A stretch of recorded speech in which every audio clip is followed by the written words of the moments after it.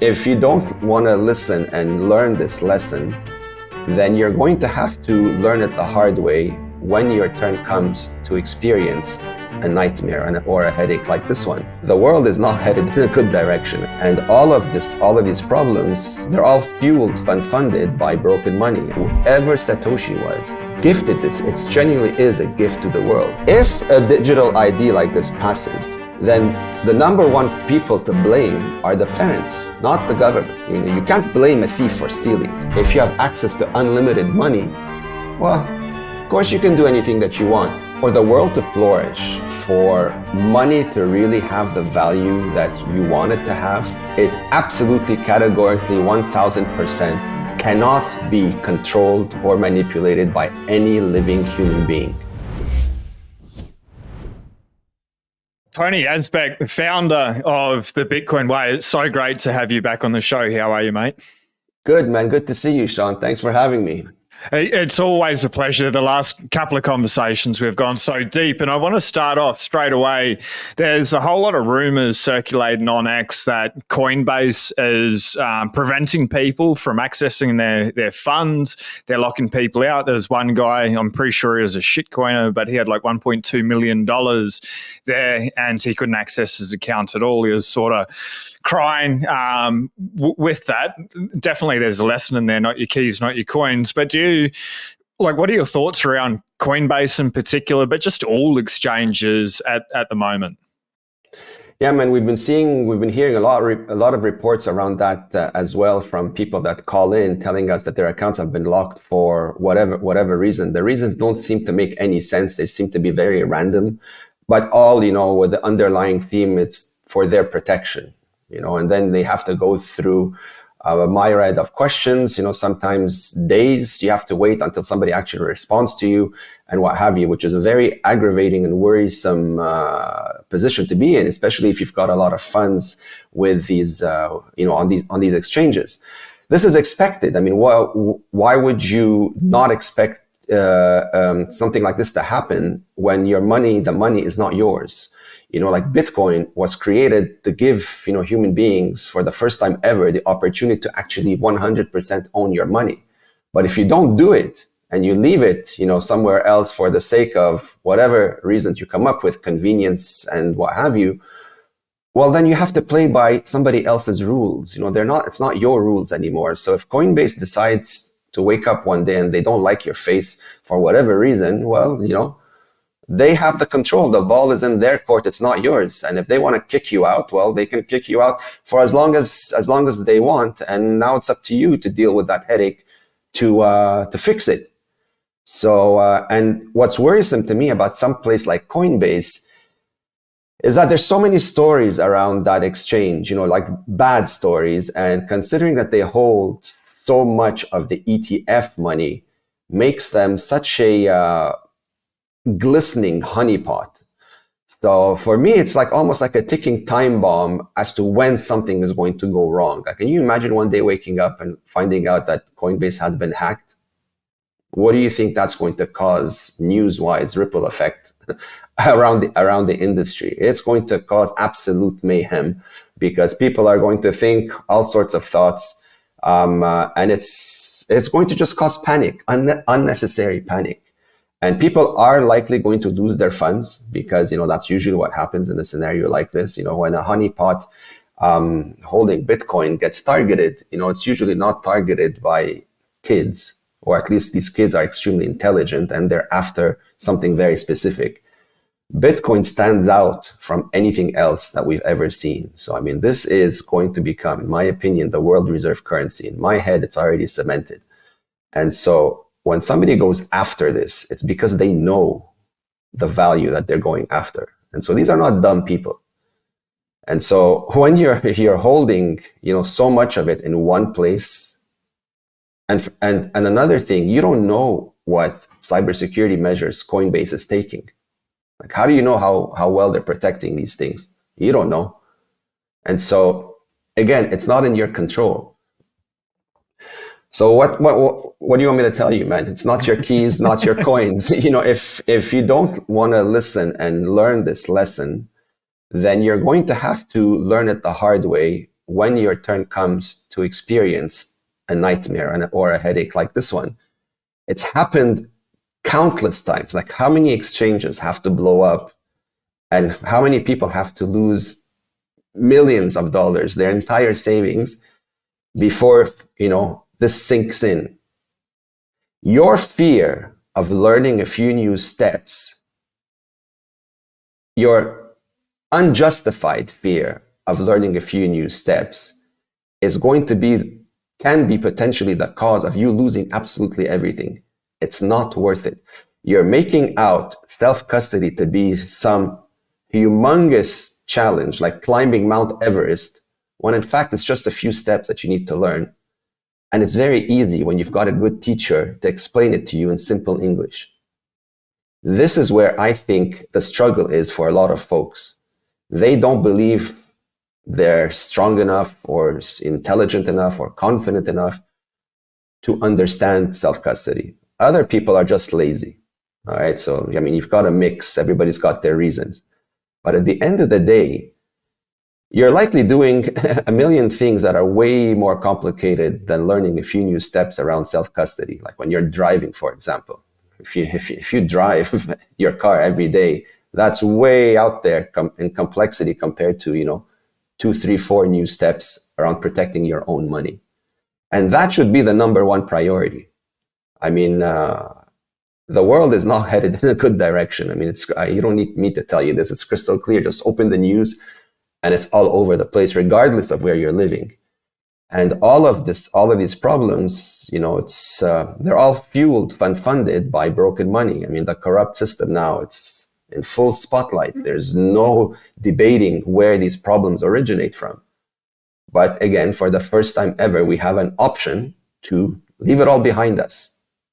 But we have to do the work. First of all, you have to accept that this is the problem and that this is a viable solution. If you don't believe it, well, then that's on you to do the research, to get yourself to a point of confidence to make you want to take the next step. Otherwise, you're going to have to experience complete annihilation, the same way I did, in order to, reformat your mindset and hopefully put you in the right direction. I'm hoping no one has to experience what I went through, because I can tell you with 100% certainty, a lot of people that I know that I grew up with are not here today because of what happened. Nothing prepares you for something like this, for a sudden format of your entire existence. Your savings are gone like this, with a blink of an eye. Nothing prepares you mentally for something like this. So that's what I have to say about this. Whether it's Coinbase, whether it's a third-party custodian, trusting a third-party custodian, that mindset, that lie that we were fed and brainwashed with since the day we were born, you must destroy it. You must kill it 100%, because it is just that, a lie, a misconception, something, a psyop fed to make you think you're not as capable as you actually are, and to keep you dependent and tied to somebody else, especially when it comes to your money. Some psychopath out there, a bunch of psychopaths, genuinely believe they have the right to dictate what you do with your money. And worse, they have the right to judge your behavior, to tell you if you can use your money. This is what we're seeing now. The money in the bank, for example, is not yours. If you try to take it out, good luck answering the 700 questions that they ask you in order to justify why you want to take out your own money. Like, if that wasn't insane enough, now they judge you on your behavior. If you're posting something online that somebody doesn't like, well, no more money. If you don't follow the medical recommendations of a bunch of Looney Tunes, no more money. So what is it that you actually own? You own nothing. You own a brownie point, an IOU belonging to a psychopath, a bunch of thieves essentially, that you're hoping you won't piss off enough so that you can still access your money. So what does that make you at the end of the day? right? Like, what's the difference between? Yeah, that's right. There's no difference between you, a slave, or a donkey at that point, because nothing about you is yours when it comes to your money. So why would you willingly keep yourself in a position like this, knowing that now there is an option to break free from that system? Prior to Bitcoin, I get it. There weren't really any viable options. Everything was manipulated and controlled at some level. Yeah. But we're here today. 2008, 2009, Bitcoin was created. Whoever Satoshi was, gifted this. It genuinely is a gift to the world. And we have it. I know it sounds too good to be true sometimes when you, for someone who's never heard it before, and you come and you explain all this to them, they think you're crazy or you landed from Mars. Because it does, on a superficial level, when you first hear about this, it really does sound like too good to be true. But that is like the intro to this lunacy. Then you start reading a few books, watching a few videos, asking more questions, spending a few hours diving into this to see if it really is some crazy person just talking or if there's some substance behind it. And as soon as you spend as little as maybe 20 hours or maybe watching as few as maybe like 7 or 10 videos from legitimate sources, it becomes crystal clear that, hold on a second, this is not a joke. Like this is not a fairy tale. This is real. And normal people, people that actually care about their well-being and, their finances and their future and their freedoms, more importantly, will dive deep into this to seek out more information about this. Because like when I first learned about Bitcoin, I had my doubts. I come from the world of cybersecurity, so I doubt everything. And so I tried to blow up this whole thing numerous times and I failed spectacularly. And so the more research I did, trying to, tap into more intelligent people to see, maybe they found a way to debunk all of this. And I realized that they also failed spectacularly. And then I also learned that governments have been trying to blow this up for years and they also failed spectacularly. So if all these people with all their resources and all the money and the money printing that they have couldn't do anything, and Bitcoin is still around stronger and bigger than ever, what am I going to do? What's any one individual going to do? Absolutely nothing. This is when you reach the level of conviction where you understand that this is a real option. But in order to benefit from this option, you have to learn about it. Like you have to understand it. You can't just take somebody's word, it's a good thing, cool, and leave it at that. You have to act. That means you have to do a 180 with almost everything you've been taught previously. You have to change. You have to stop believing that the money that you're slaving for 9 to 5 is actually yours, or it's actually money to begin with. It's not. It is worthless toilet paper printed by a bunch of thieves who created this system to surveil, censor, and control. That's it. That's all it is. It's used to fund wars. It's used to fund genocides. The fiat system has killed hundreds of millions of people over the history of time. It's crystal clear now. It is a war machine. It's a tool for destruction. It's not a tool for building and evolving as a human race. It is a tool of control and surveillance. But worse than that, it's restricted to a tiny percent that belong to a club that print this garbage. And prior to the internet, we had no way of knowing this because, of course, they control the money, so they control the narrative, they control the media. The media spews out whatever they tell them to, and we the people, like dummies who don't know any better, believe it all. And then there comes the internet, which of course everybody ignores in the beginning as well, because it's only for hackers and criminals and all that rubbish that was also spewed back then. And now, fast forward 2024, you shut down the internet for more than 5 minutes, you have all hell breaks loose all over the place because it's so ingrained in everything that we do. So all of this nonsense about the internet being for cypherpunks and hackers and what have you, pure garbage. So this is the same thing. We have something so revolutionary, it sounds so crazy, that most people will ignore it in the beginning the same way they did the internet. But what did the internet do beyond giving us the way to connect to each other? It broke the narrative control over the news. Slowly, then suddenly. I forget who quoted, I think it was Elon Musk who said it recently. We are the media. He said, we are the media now. Because everybody has a phone, everybody has a camera, everybody can say and post whatever they want. And which is why in some insane countries, now they arrest people for making a tweet or post, like in the UK. Yeah. Like how crazy is that, right? But for that to reach that level of insanity just confirms everything I'm telling you. The people behind this have been doing this for so long that I genuinely believe that in their minds, this was going to last forever.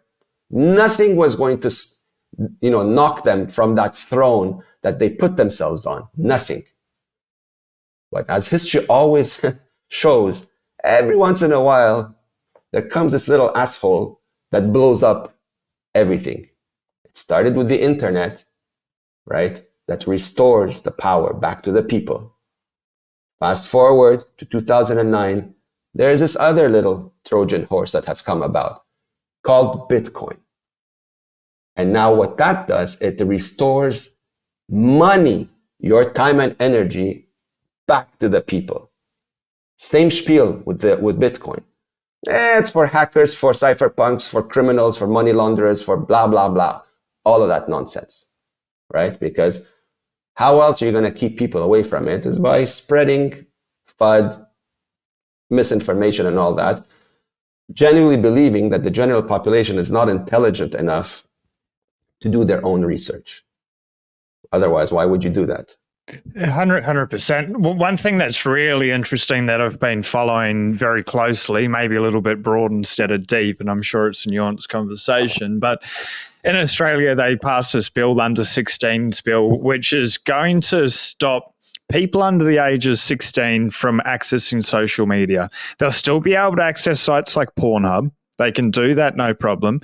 I think they can still access WhatsApp, but they won't be able to go onto Facebook. They won't be able to go onto X. And the issue that I have with it, there's so many issues that I have with it. But number one, to be able to ban kids under the age of 16, 3 issues. I've got so many issues with this, Tony. It's so bad. Is they're going to require a digital ID for everyone. So this, to me, looks like a roundabout way to bring in digital IDs. They need to bring in digital IDs because we're actively working on a CBDC. So they need whatever excuse and save the kids. That's good. But number 2, the government stepped in and said, we are going to parent your child. And they're taking that power, the responsibility away from parents. And a lot of parents are saying, yeah, I want you to look after my child. I don't want them to be on the internet. That's the parent's job. And then number 3 is by getting the kids used to a digital ID and having them off social media. Someone up to the age of 16, that's the most impressionable. That's when they shape their worldview, their perspective of what reality is. We're going to have the state defining how they think about the world, how they see the world, how they participate in the world. So even if the worst things don't play out with digital IDs and CBDCs over the next 5, 10, 15, 20 years, I'm pretty sure a lot of them will. But even if they don't, they've trained these kids that they get their information from the government. They are continuously monitored with digital IDs. By that time, they're going to have CBDCs, and these kids are not going to know anything different. Like, they're already starting to ban books like 1984 and stuff. Like, absolutely insane. Brave New World. They're trying to take those off Amazon. And just taking away knowledge and open conversation to be able to stop people having discord. And I guess another issue that I have with it again as well is the world is so connected. We live in a technology information age. To not allow Australian kids to be able to access social media and like the world of ideas when the rest of the world can, it's going to put us behind. Like we are in this technology age. You want to be able to train the kids to be able to utilize these tools to the best of their ability and also teach them critical thinking. But if you're taking away every bit of power they have and be like, this is the information you can have, you need to memorize it, you need to repeat it back, and then you need to start believing. I think it's absolutely sick what's going on. I don't know what you think about, I guess, that bill in particular, or just the attack and this totalitarian march towards digital IDs, CBDCs. Well, no, you're absolutely right about this. But again, it goes back to what I was saying earlier. Like, the definition of government that people think is in place is the furthest thing from what is actually in place. You don't have government. You have a bunch of criminals, a bunch of psychopaths that are, obsessed with, control and censorship and genuinely believe they own you. So, but what's more worrisome for me is not that they've released this bill, right? I mean, what do you expect a criminal organization to do, a mafia to do? You expect them to do this bullshit. But what's more disappointing is that no one seems to be objecting to it. Right? Well, just on that, Tony, they told us about it. We had 24 hours to respond over the weekend. I put in 3 submissions, and all 3 submissions got blocked. Okay, so what does that tell you? They give you no time. Okay, that means that you have no chance of winning. They've given you an option, but it's a rigged option, so it's not really an option. So how are these people still in place to make decisions like this? This is what blows my mind. Like, you know what these people are up to. You know what they're doing. The number of people in the population far outweigh these clowns in power. Why are they still sitting there talking and making decisions? Why hasn't anyone removed them? You understand what I mean? Like, yeah. This is what baffles my mind. If a digital ID like this passes, then the number one people to blame are the parents, not the government. You can't blame a thief for stealing. It's that's his job. Yeah. But you can blame a parent for not doing their job and being responsible and properly looking after their kids. If you restrict a kid's ability to express themselves and do whatever they want, then you're not raising a child. You're raising a farm animal. Like you're raising a goat or a sheep or a donkey. And if that's the way you're going to raise them and like frame their brains going forward, then these are going to be useless individuals in society. These are going to be obedient little clowns that if one day they're told you need to jump off a cliff because it's good for the environment, they will believe it and they will do it. That is what you're forming here. Okay? So it's up to the people, it's up to us to just say no. Like, why are you putting up with this? Are you afraid? Fear? Fear is a big factor. But the fear is what's going to get you annihilated and killed in some places. So if you're going to die either way, right, at least make your death worthwhile. Live a life of dignity and freedom, rather than one that has absolutely zero value and no meaning. People have done it in the past generations. The fact that you're here, we're here, living our lives, somewhat free, it's because there's millions of people in previous generations that have actually gone to war and, killed and destroyed tyranny, because previously that was the only way to do it. You're not going to get rid of a tyrant over a cup of coffee or over a dinner, right? Because his mission is to destroy you and remain in power. Your mission is to tell him no. So, survival of the fittest. The difference now, 2024, well, actually it started in 2009, is that we understand how these people have remained in power for so long. And, if you have access to unlimited money, well, of course you can do anything that you want. Push a button. I need $1 billion. Click. Oh, it's not enough now. I need $1 trillion. Click. I can fund anything. I can fund 17 wars. Why not? It costs me nothing. People die. What do I care? It's their lives. It's not me. This is what's going on. But the more money they print to fund this nonsense, not only are they killing real civilians, worldwide, they are killing everybody else financially. Because every single piece of fiat currency that's printed reduces the purchasing power of, your savings. So even though they haven't shot you with a bullet, they've nuked your purchasing power down to zero. So they might as well would have shot you with a bullet. It would have been like a more painless death, because now you're going to starve to death and try to figure out a way to make something to put food on the table. This is what's happening. And so many people are still so oblivious to this. It blows my mind. What's the tolerance threshold before you react? For some people, it's just makes absolutely no sense. So Bitcoin, for the first time in the species of humanity, is an option to defund this. Now that we know where the source of, all these problems come from is the broken money. Well, now you have an option to stop using that broken money and use something that, one, you can 100% own, but two, that they can't control or touch, no matter what they say.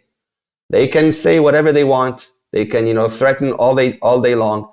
They cannot touch your money, your Bitcoin, that is, if it's in 100% your control. Even if they threaten you, even if they beat you, even if they do all that stuff, if you don't give it up, they don't get it. It's as simple as that. So I think we should dive into that a little bit more, but let's just put a pin in that one, Tony. What you're sort of saying is there are so many people asleep, and how can they not see it?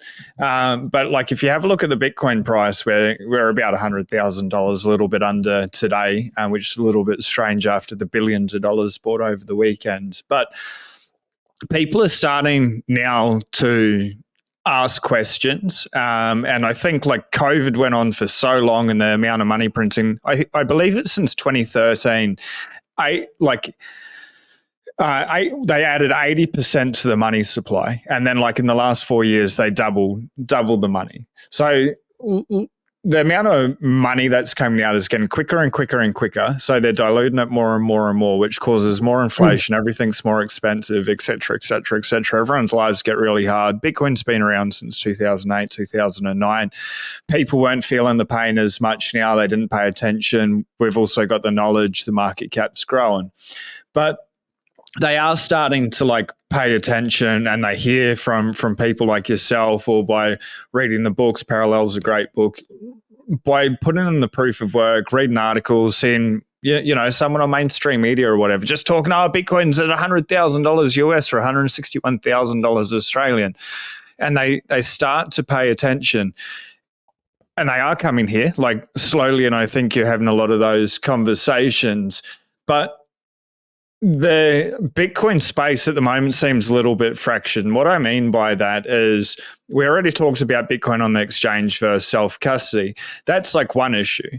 But then there's all these ETFs. So people can buy Bitcoin on the stock market, or they can buy companies on the stock market like MicroStrategy as well. And I just feel like we're missing the forest for the trees at the moment. I'd like to know what your thoughts are on, first off, Wall Street, predominantly BlackRock coming into the space. They kicked it all off. Now there's 11 ETFs in the US.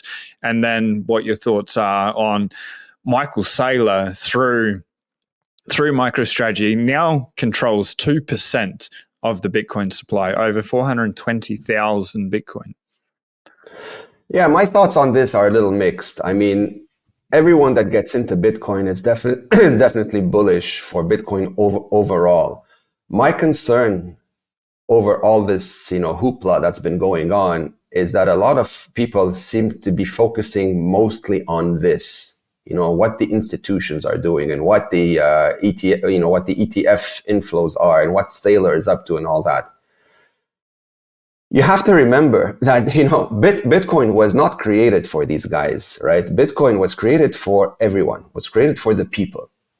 And so the people, for whom Bitcoin was made for, are not the ones diving deep into this and taking advantage of this. Like, what do you care what BlackRock is doing? People that get excited over what BlackRock is doing is because they're only thinking about the number go up. They're not thinking at all about, the true essence of Bitcoin and what it represents. They're thinking, oh my God, BlackRock has trillions of dollars. They're going to buy God knows how much of it. And my Bitcoin is going to be worth $10 million. That's what they're thinking. These are not true Bitcoiners. These are people that still don't understand money. Okay, because if you're still denominating your Bitcoin in dollar value, then you really don't understand anything. And you're just thinking about yourself and what toys now you're going to suddenly be able to afford. This is where my concern is. But amongst all of this flood of misdirected attention, there is an increase of folks that are actually taking the right type of action. I know because we see it, and we consult with them on a daily basis. But there's still too much noise out there, especially when you look on X. A lot of these so-called influencers and journalists and all that. All the news, or at least most of it, is focused on what Saylor did, or what BlackRock did, or what the ETFs are up to. Like, who cares? Who cares what these people are doing? What you should care about is what you are doing. Because if Saylor buys 200,000 Bitcoin, what's that going to change in your life? Nothing. So you're getting excited over somebody else's gains instead of focusing on how to better your situation. Now, the good thing about Bitcoin is that it doesn't matter how much any of these guys own of it. They can't control anything.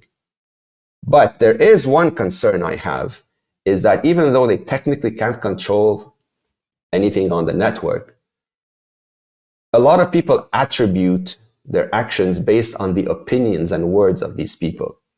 So if BlackRock says something, some people might believe it and act accordingly based on whatever they say, even if it's to their detriment. But just because BlackRock said it, somehow this is like the road to follow. Or if Saylor says something, that this is what we should do. No, it's not. You have to remember that these guys are not looking out for you. They're not looking out for anyone other than their bottom line. Bitcoin is something that you can own. You decide to do with it whatever you want. But in order to do this, you have to own it. If you buy an ETF, you don't own Bitcoin. You own a mirage. You own nothing. It's like an illusion of Bitcoin. You're in fiat 100%. If you're buying MicroStrategy, same spiel. It's not Bitcoin. Now, some people are attracted to this because, of course, the performance of MicroStrategy has been exceptionally well, and good for him. This is not to hate on Saylor. He's been a great influence on the space. But my point is, too many people focus on what other people are doing rather than focusing on what they should be doing. At $100,000, or wherever it may be right now, most of the population is already priced out of buying Bitcoin in any meaningful amount. Of course, you can still buy any amount of it you want, but the more you wait, the higher the price is going to go, simply because the supply will never change no matter how much money goes into it. So whether 400 trillion dumps into Bitcoin or 900 trillion at some point, the supply is not going anywhere. Now, there are rumors of saying that maybe BlackRock will one day want to fork Bitcoin in order to, come up with their own rules and control the network. I pray that they do this, because that'll be the end of them categorically. But I don't think they're that dumb. I don't think anybody's that dumb, even though, like, maybe in their heads they think it'd be really cool if they could do this. Just on that, can I add into that what I think? Sure. So, like, BlackRock, when they came out with the ETF, they wrote something, I think the document's called a prospectus, and they said that they could choose any fork with Bitcoin if it was to fork, and it didn't necessarily need to be the most valuable. One little bit of speculation I had is, in that moment, both Bitcoin, the original, and the fork are going to crash. Say hypothetically they give all the clients holding Bitcoin the new Bitcoin, and then Larry Fink just dumps all that original Bitcoin onto his friends, that little boys club that they've got going on. Leave it 6, 12 months, 5 years, whatever. These people, all they've got is time on their hands, and then be like, actually, we stuffed up. The original Bitcoin's the original Bitcoin. And I'm not saying that's likely. It's just like, it's a possibility. But in that case, all anyone needs to do is, when Bitcoin forks, you're going to have both tokens anyway. Just hold on to both and then just leave it for time. Yeah, absolutely. What people need to remember, and really remember well, and never ever lose sight of, is that for the world to flourish, for money to really have the value that you want it to have, it absolutely, categorically, 1000% cannot be controlled or manipulated by any living human being. That is the number one rule. As soon as you let go of this and let someone else make the decisions over money, it's over. You have failed categorically. Even if it doesn't affect you directly in that moment, it will affect you at some point. The whole revolution, the whole Renaissance movement behind Bitcoin is the separation of money and state. In fact, it's a separation of money and not just state. It's a separation of money in every living human being. That is the revolution. This is why this thing is going to upgrade Earth into something we've never seen before. But that must remain. So all of this excitement over what institutions are doing is misguided, in my opinion. Yes, it's great that they're coming into Bitcoin, blah, blah, they're buying it up, the price is going up, people are getting all excited. But you can't lose focus, you can't lose sight of what it is that you're owning, what it is that Bitcoin represents. Bitcoin gives 8 billion people the ability to store their time and energy. 30-40% of the global population has never seen a bank account. They don't have a penny to their name. Why? Well, because they're not good enough for the money. They're not good enough to have a bank account. Because some lunatic decided that that's the case. To keep them, under their foot. Slaves, essentially. And so Bitcoin blows this whole mold up. It says, no, you can't do this anymore. 8 billion people have value. Every single living soul is an important human being. They have the right to own their time and energy, and you will no longer be in a position to abuse that. That's the message that Bitcoin sends to the world. One thing that, this is hard for me to say, but where BlackRock's done the space a really amazing favor is by buying a lot of Bitcoin, they've pushed the price up. And, originally I got into Bitcoin out of greed and started paying attention. So by BlackRock buying, the numbers going higher, by MicroStrategy buying, the numbers going higher, which allows people within my circle of influence to ask questions and at least just start asking the questions and opening up the conversation. Now, the hard part on the other side, that's as good as it is for them. That's the most amount of credit I'll give them. But then the hardest thing is, once they start asking the questions, is, I'll just buy the ETF then. And then it takes a long time to educate people that, no, actually, that's just an IOU. The revolution is holding Bitcoin. so if BlackRock is the marketing department and they push the price up, by the price going up, mainstream media gets all excited, which mum and pop start asking questions. Oh, I heard you talking about Bitcoin a couple of years ago. Can you tell me more about it? If it opens up that conversation, great. But again, it is a distraction. And sort of what you're saying before is, I'm pretty sure it's attributed to Rockefeller, who controls the money controls the world. Like, that's in the fiat system. But within Bitcoin, we all control our own money, so we can control our own world, which is pretty bloody empowering. What are your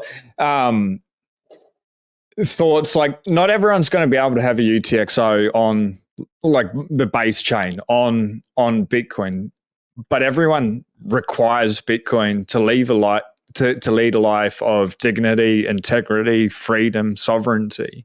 So what happens? And we've probably still got, a couple of cycles where people can still buy on the base chain, but it's going to be pretty hard for the majority of the world population to do that. Like, what happens then? That's a very good question, man, and you're absolutely right. It's going to get a lot more expensive for people to buy on layer one. In fact, not 8 billion people cannot own a UTXO. That is mathematical certainty. So they will benefit from Bitcoin on layer 2, 3, 4, whatever that may be. The only risk or concern I have with this is that while you cannot control the layer one, right? But maybe you can somehow exert influence or centralization on the layer 2s or 3 and what have you, if, certain conditions are met. Now, those aren't the case yet, but, I don't have a crystal ball. But based on human behavior, I tend to be cautious about this. Right now, I'm not very bullish on human beings because I don't see enough behavior in the right direction.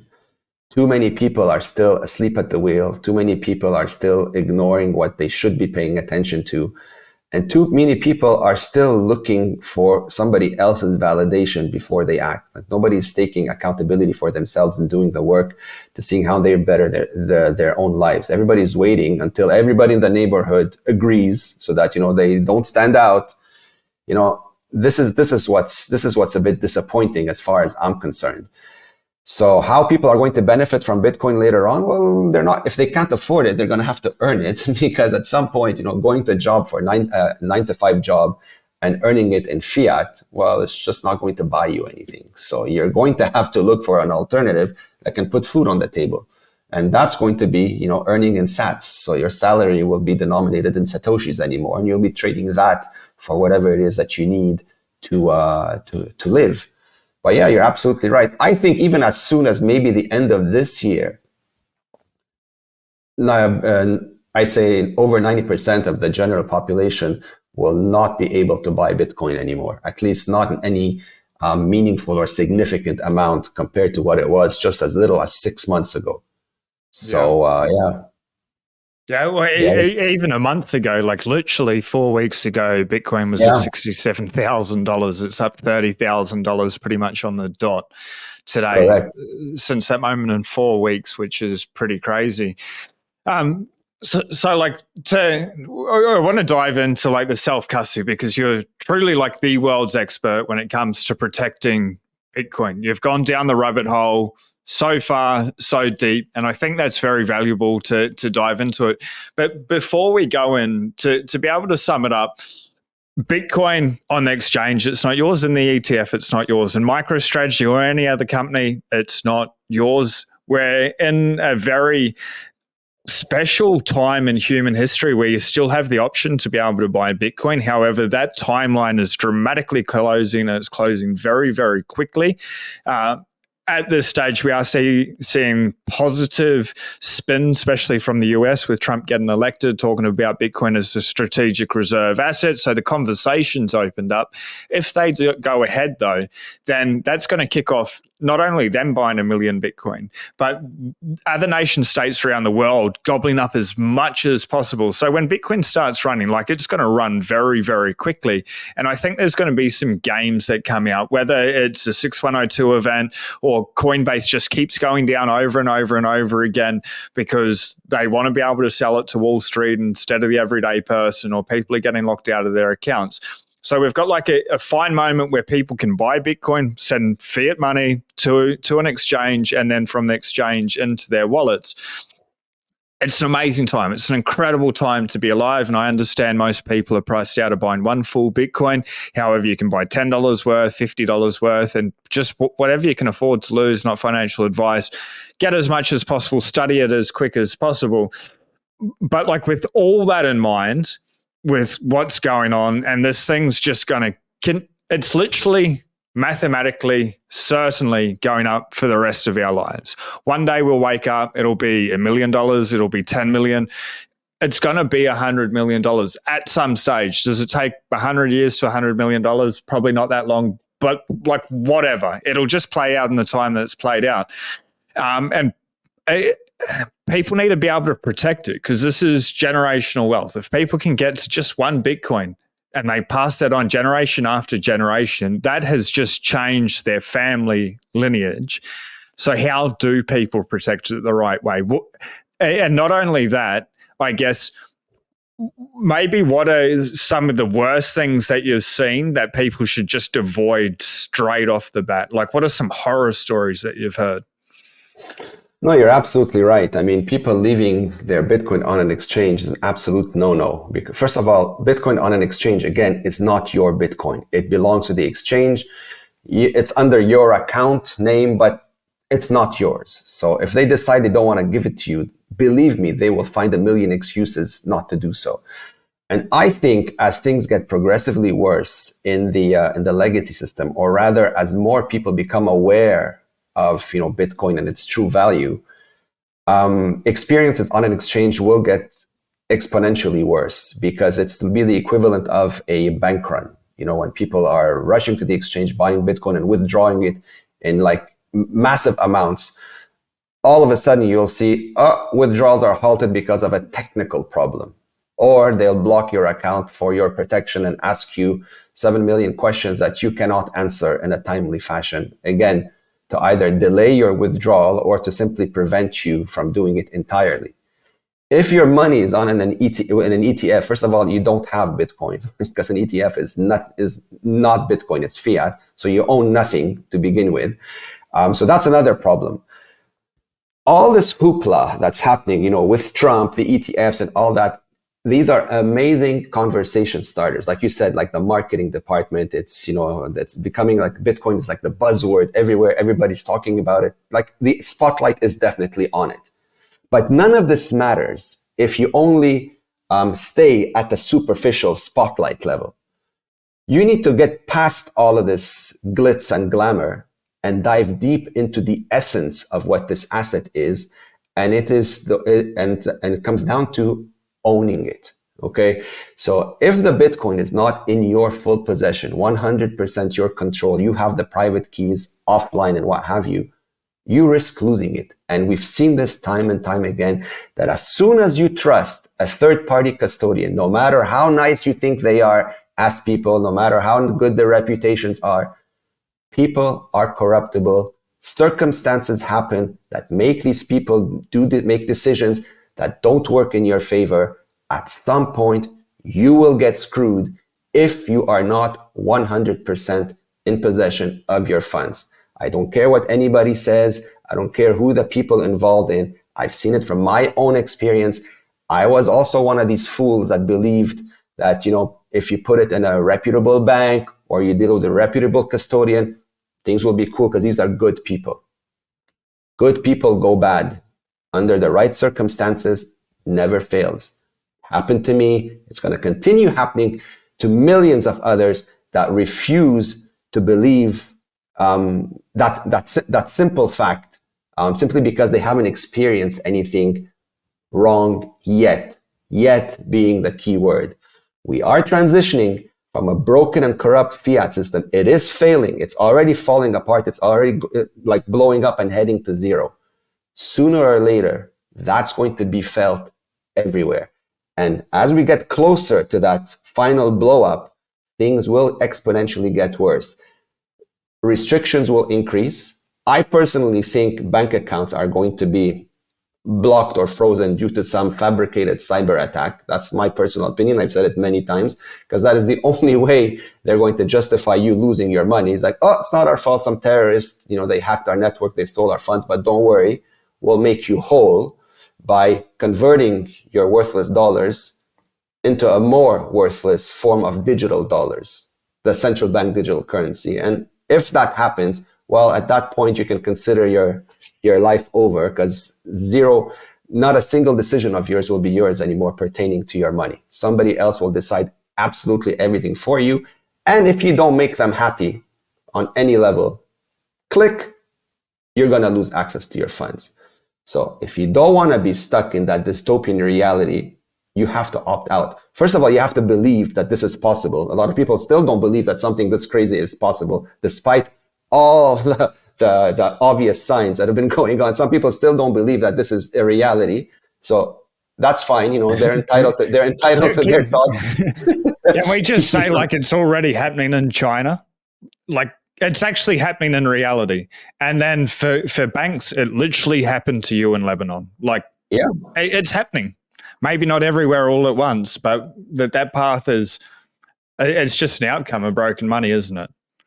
Look, if you read the white paper, the Bitcoin white paper, it's 9 pages. It's not that long. Yes, it's a bit technical, but overall, anybody can read it. It's not that hard to understand.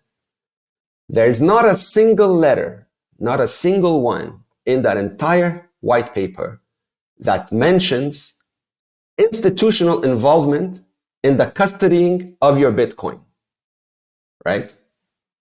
So all of these services that exist for the sake of your convenience, for the protection of your funds, all of these are fabricated concoctions, extensions of something in the legacy system to use Bitcoin to sell a service, marketed to take advantage of people's ignorance and fear of technology. So basically, you're marketing to people that you're too stupid to learn this on your own. This is the way I see it. Maybe I'm wrong, but that's the way I see it. That you're too stupid to learn a few steps. So let us protect you. But they don't tell them what the trade-offs are. Now, maybe these people have good intentions, no doubt. But that's besides the point. Again, if you're not out of the legacy system entirely, then you're not out. If you're still relying on a third party when it comes to your money, then you've done nothing. You've done nothing. So why do you need institutional involvement in the protection of your money? They claim it's for your convenience, for your protection. If you, so to speak, let's just cite an example in collaborative custody, for example. So the idea here is that it's a multi-sig, so it's great. You own 2 keys, they own 1 key. If you lose one of your keys, you can call them up, they will sign for you, no problem, everything is cool, great. What they don't tell you is that most of them, not all of them, but most of them, one will KYC you. For those that don't know what that means, it's know your customer, meaning you have to upload everything about you to them before they even open an account. Your ID, your passport, the color of your underwear, whatever it is that they ask you, you have to send it to them. So they know everything about you. That's one. That's the first red flag. You don't know how they're going to protect this data. If they get hacked, and sooner or later, if the honeypot is big enough, it can and will be targeted. When that happens, your name is on a database now that belongs to someone who's, first of all, very intelligent, and 2, is after a very specific thing because they know its value. So your name is on that list. They know who you are. They know where you live. How much of it you own. How are you going to deal with that potential problem? That's one. The other thing that they don't tell you is that you have zero privacy. When you engage in a collaborative custody, someone in that company has full eyes on your wallet, 24/7, no matter what you do. how much you make, how much you put in it, where you send it, how much, all of it is there. So do you want that? Maybe you don't care because the price is not high enough. But I can assure you of one thing: when Bitcoin becomes worth tens of millions of dollars in fiat denominations, you're not going to necessarily want to have somebody, over your shoulder knowing everything that you do with your money, right? So that's two. The third thing they don't tell you is that the idea is that if you lose one of your keys, you call them life is peachy. Great. What if one day you lose one of your keys, but the government threatens them or prevents them or coerces them not to sign, and you've lost one of your keys? Then what happens? Then you're completely fucked and kept out of your money. That's what happens, right? That's the part they don't tell you. These three things. Why don't they tell you? In my opinion, it's because they assume, this will never happen here. In my experience, that is precisely what happens when things get bad enough. These are the first things that take place. And in my opinion, things are going to get that bad where these things are going to start boom, boom, boom, boom. You're going to start seeing them everywhere. So why would you put yourself in a predicament like this? And on top of it, you're paying money for it. Whereas you can learn the skills yourself, not need anyone, right? Master them. They're very easy. They're not that complicated. And then you take that knowledge and you pass it on to your loved ones, and hopefully they pass it on, to their loved ones, and that ripple effect carries on forever. That is the essence of Bitcoin. Personal responsibility. Not I still need him or her or them to protect my money. That is a lie. That is a psyop, a misconception. It is complete and utter nonsense, in my opinion. Some people may still feel better doing it, but if you're going to do it, and it's everybody's choice. I mean, I'm not saying everybody has to do self-custody, but at least be aware of the trade-offs, the real trade-offs, those that are not, spoken of in the ads and the marketing and all that stuff. If you're aware of them and you're still comfortable letting somebody else manage your money, then do it. Because when the day comes that it blows up in your face, you're going to have to just look in the mirror and blame the person looking back at you for that intelligent decision, right? So I get some arguments, yeah, but I don't know anybody that I can trust. If you don't know anybody that you can trust, then why are you trusting an institution? How is that going to help you? I don't know anybody that I can trust that I can, do this with. Well, then do it yourself. Why do you need somebody else? All of it is marketed as, collaborative custody is going to eliminate a single point of failure. I laugh when I hear this, because not only is that not true, but you're introducing 3 points of failure with the collaborative custody model. Yeah, interesting way to see it. Some of them KYC you with multiple companies, not just one, because they involve different companies in the custody of your money. Some of them, you don't even have control of any of the keys. It's 3 companies that own the keys, and they decide what to do with your money. Like, what kind of a lunatic would sign up with something like this, other than someone who has no idea what they're doing, right? And again, this is all, I blame this on the false marketing that's being put out there to take advantage of people's ignorance and people's fear of tech. Because this is technology. Most people don't come from the tech world. That's why they fear. They're like, oh shit, maybe I can't do this. Maybe I'm going to screw it up. Maybe I'm not smart enough for this. That's all nonsense. I have never met a single individual, a single human being that is not capable of doing self-custody, irrespective of the age. I work with people in their 50s, 60s, 70s, and 80s. People in their 80s that have never touched a computer before beyond its basic feature set. These people are fully independent, 101% in self-custody, doing it like they've been doing it their entire life, okay? All you need is a good teacher that's able to break this stuff down into baby steps and train you properly. This is what we do, okay? This is why I'm so adamant on the fact that there is nothing else that makes sense when it comes to the one asset that the world has never seen before, the one opportunity of generational wealth that you will never, ever see again, if you miss that boat, Bitcoin in proper self-custody, right? So that's my position on this. And because of what happened to me, because of what they did to me, I know that my conviction in what I'm saying is 1,000,000%. Because what happened to me cannot happen or should not happen to anyone. And I don't consider myself an idiot. I consider myself someone who was lied to, who was brainwashed to believe something that wasn't true, which is the same case of 8 billion people almost still out there. This is why I don't judge anyone other than those that know the facts but still do nothing for reasons that are completely ludicrous, right?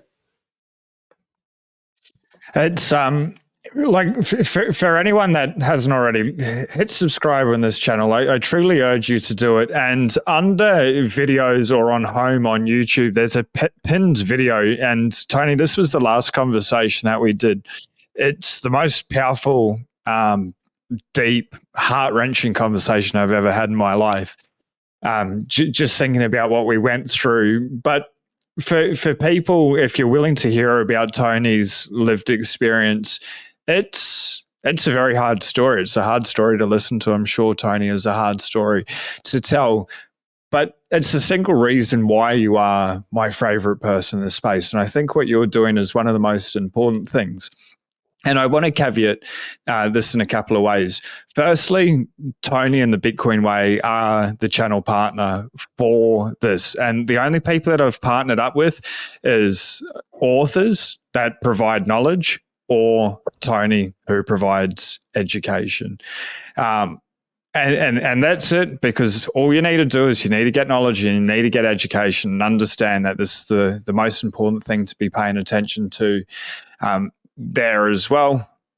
So I'm biased bringing Tony onto the show because I think he's the most important thing, but some people won't know. I thought I had a pretty epic setup. I had my seeds over 3 jurisdictions, 3 different countries. COVID hit, and all of a sudden, like, I still had my device at that stage, my hardware wallet is still working. But if that stopped working for some reason and I needed to get that seed and put it onto the device, I couldn't access it. You couldn't leave the country. So Tony's helped me to be able to have like an airtight, unconfiscatable setup. And I want to say, Tony will never touch your keys, never touch your coins. Like, the first 30 minutes is free. But like, what is it that you do that is so important for people? Like, what is the Bitcoin Way? What's the service that you provide? Like, you said that it's education, that you help people, but what do you actually help them do? We help fast track anyone into Bitcoin, proper Bitcoin self-custody, by removing the fear of the tech. So we handhold you from beginning to end, every single step of the way, over a video call like this, where we guide you into, press here, do this, do that sort of thing, so that we go through all the steps that are required in order for you to do this in a completely bulletproof and airtight way, super secure. We start by the fundamentals, by making the recommendations of what hardware and software we think you should choose. We give you a whole bunch of options. You can pick whichever ones that you want. If you're not familiar with any of them, that's fine. We help you fine-tune that process. But priority number 1 in our service set is really to build a foundation where you can sleep well at night knowing that your Bitcoin, your money, your generational wealth is safe in a way that no one is going to take it away from you. And we structure it in a way using advanced configurations that, account for extreme scenarios, such as, for example, let's say your seed words were to get compromised. You wouldn't need to panic about anything. If your hardware blows up tomorrow, whether it's your computer, your phone, your device, your node, whatever it may be, you still wouldn't need to panic. Your money is safe. we explain to you how all these moving parts, work together, how to protect them, where to put them, how to genuinely understand how this whole thing fits together. And then once we get to that stage, the objective here is to bring you to a point of self-confidence and comfort where the amount of money that you're transacting with doesn't bother you anymore. So whether you're dealing with $10 or 100 million, it should be like having a cup of coffee. It's a 60-second transaction. You're in, you're out, all the same. There's no need to stress out and worry just because the numbers are big on the screen. It's the same thing, whether it's 1 or a billion. And that's our job, is to get you to that point of confidence. Once the money's out of the way, then we can move on to stage 2, where a lot more of the cybersecurity side of things comes in, where we help you lock down and protect your privacy when it comes to your devices, whether it's your computers, your phones. We even go as far as helping you set up de-Googled privacy phones, where you can have SIM cards that work globally, unattached to your identity. So you're protected from, attacks such as SIM swaps. You cannot be targeted anymore because your identity is no longer attached to these phone numbers and what have you. And then on stage 3, for those that are interested, we help you find Plan B residency to citizenship programs that are Bitcoin friendly, freedom friendly, that don't come with the headaches of some other countries that I know are on a constant mission to make their citizens' life a living hell. So these are the 3 stages that we currently have for the journey to self-sovereignty. We start with the money, move on to the devices, and then move on to the individual. And we guide you through every step of the way. For the residency programs, we meet you in person. So first of all, it's a great opportunity to meet everyone that we work with, establishing, very long-lasting relationships, making new friends and what have you. So it's very, very positive on that front. But we want to empower every living soul into understanding that Bitcoin and self-custody is not beyond their reach. Everyone is smart enough to do it. No one lacks the capacity to do this, irrespective of your age. Don't use age as an excuse. It's not a valid one. You just need a good teacher with enough patience and a good methodology of explaining complex terms in very simple ways. And we will get you from point A to point fully self-sovereign much sooner than you think. What I'd like to chuck on is the first 30 minutes is free. I truly encourage everyone to reach out to Tony and the team and have a conversation, get a bit of a health check, see if you're doing things right or find out what the next steps are. And then the author of the Bitcoin Standard, Safetina Moose, and also Natalie Brunel, host of Coin Stories, both endorse Tony from the Bitcoin Way. This gentleman here is one of the best people in the entire world to be able to help educate you. And that's why we've paired up. It's to be able to help the most amount of people. All the information's out there. It's free to the world. You can get it all if you've got time or whatever, or you do all that and then you want to make sure that you've done everything right. Call up, talk to them. Link at the top of the description for that. It's like, I think the most important part of Bitcoin is getting someone else to want to study it. And then straight after that, it's getting them to put Bitcoin in self-custody. Like that's all. You buy, you stack. So buying is you buy the Bitcoin, stack is put in deep cold storage, and then you just chill out. You just relax. It's happy days. Like going back to sort of towards the start of the conversation, the fiat world, and mind my language, is absolutely fucked. We're in a dollar debt spiral, $36 trillion in debt. We are moving from bad money to good. It just naturally happens. The US dollar has been around for about 80 years in its current form at the moment. That's about the time frame of fiat currency in general. Fiat means it's backed by decree. There's nothing else. And for people to believe that it's not going to happen, that the dollar is always going to be around, like I don't think it is. And potentially Bitcoin with a strategic Bitcoin reserve could make the dollar last a little bit longer. But what that's showing is Bitcoin's still the best money. And we're moving there anyway. So whether it happens fast or slow, like it really doesn't matter. Like, do you see it the same, or do you have like different feelings around the dollar hanging around for a little bit longer? No, I completely agree with you. I don't think the dollar is going to go away tomorrow, but I definitely think that the dollar is going to diminish to irrelevancy a lot quicker than most people think. Anything denominated in fiat, man, is not money. It's as simple as that. Whatever it may be, dollar, euro, yen, doesn't matter. If it's fiat, it's worthless. It's not money. It's just meaningless paper that's printed, at will by a bunch of people that, just want to live for free at the expense of all your time and energy. Bitcoin is the only time in the history of humanity that is actually money. We thought in the past that gold, was Gold's that the closest, but it's still the not. closest one. But again, you put that in the hands of humanity, in the hands of mankind, and they screw it up. It's manipulated. It's corrupted. You can't audit it. You have no idea how much of it is available. Nobody lets you near their reserves to check for yourself. Yeah. Right? If you try to travel with it, they put you in jail or they arrest you thinking you've stolen it. And you have to go again through the 700 questions to prove that it's legitimately yours. If you take your own money, more than, $10,000 in cash, your money, you travel with it, boom, they stop you, arrest you right away. Where did the money come from? Even if you show them a bank slip, from your account, no, it's not good enough. We have to investigate. Go deal with that headache. How is that your money? Yeah. None of it is your money. One thing though, I'd like to add is something that was made, I was informed of not that long ago, which is really disturbing, is that there are a lot of people in this space that are bad-mouthing self-custody. People in the Bitcoin space bad-mouthing custody. And I find that very... Bitcoiners or shitcoiners? Bitcoiners.